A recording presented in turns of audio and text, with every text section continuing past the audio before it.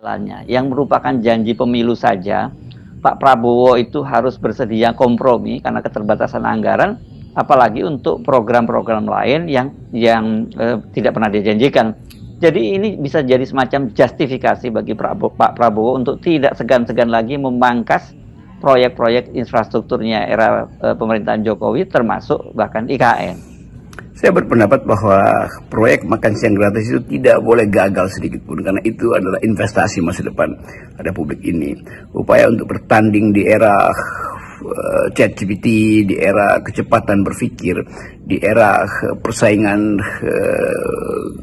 artificial intelligence. Kalau otak anak-anak itu tidak dibekali dengan nutrisi yang cukup, maka dia akan jadi generasi yang sekedar menonton bonus demografi dan tanpa punya peran di 2045 nanti kan.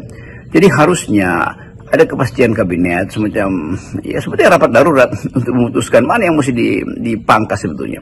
Kelihatan bahwa Pak Prabowo masih sedikit sungkan untuk menyingkirkan atau membatalkan proyek-proyek yang dituntut oleh Presiden Jokowi sebelumnya kan. Dan itu yang mesti kita lihat sebagai satu determinasi harus datang dari Pak Prabowo, karena ini adalah pertaruhan dia tuh, pertaruhan janji Prabowo bahwa makan siang gratis itu memang adalah perintah konstitusi, yaitu cerdaskan kehidupan bangsa dengan memenuhi kebutuhan nutrisi anak-anak sekolah ini kan. Jadi udah bagus, gurunya ditingkatkan kualitasnya dan dijaga subsistensi ekonominya supaya tidak jatuh ke dalam kekurangan pendapatan.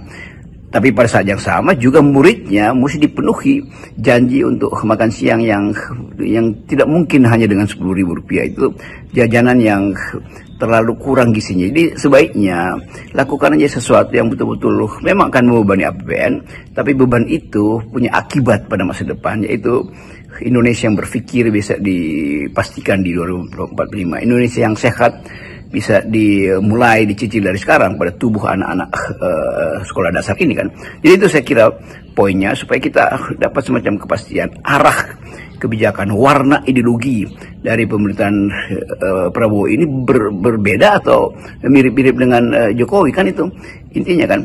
Kalau kita lihat bahwa angka kemiskinan kita itu kesenjangannya sangat tinggi antara kota dan desa, dan bahkan di dalam desa sendiri itu angka kesenjangan antara petani kaya dan petani yang disebut gurun itu udah 0,6% kan, 0,60% misalnya. Jadi itu menunjukkan bahwa memang ada kesenjangan, dan kesenjangan itu hanya bisa diatasi kalau ada pemihakan dari negara tuh.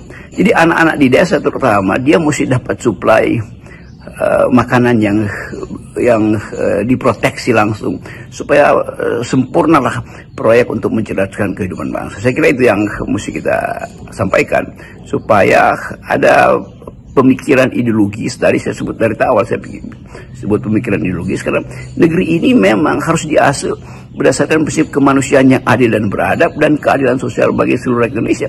Kan di situ APBN dan APBD harus berpihak. Saya kira itu renungan kita pagi ini. Salam akal sehat.